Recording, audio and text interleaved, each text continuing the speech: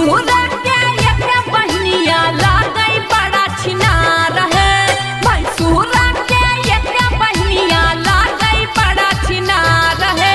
धोबी तोर गेलई छिनरो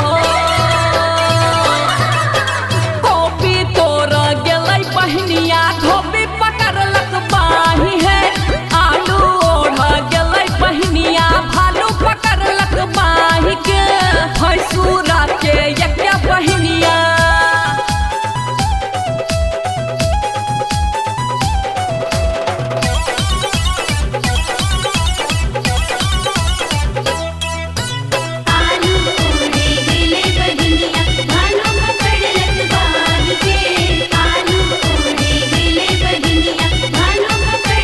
बड़ी मस्त छाई है जबरदस्त छाई है हमरा भैया संगे कहिया संग व्यस्त छाई है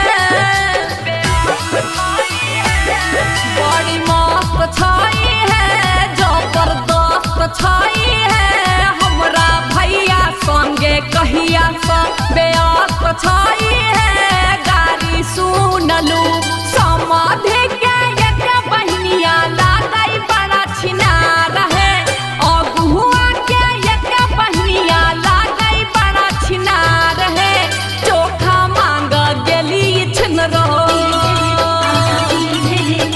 चोखा मांग गेली छिनरो बोका देलक धोखा है चोखा मांग गेली छिनरो बोका देलक धोखा है समाधि के एक बहनिया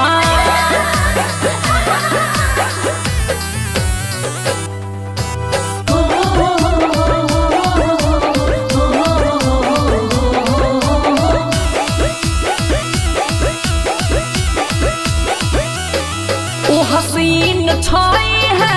नमकीन छाई है उ खपेरे वाला डेंजर उ मशीन छाई है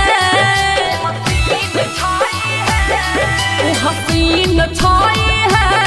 नमकीन छाई है उ खपेरे वाला डेंजर उ मशीन छाई है गाड़ी सुनलू निमोचिया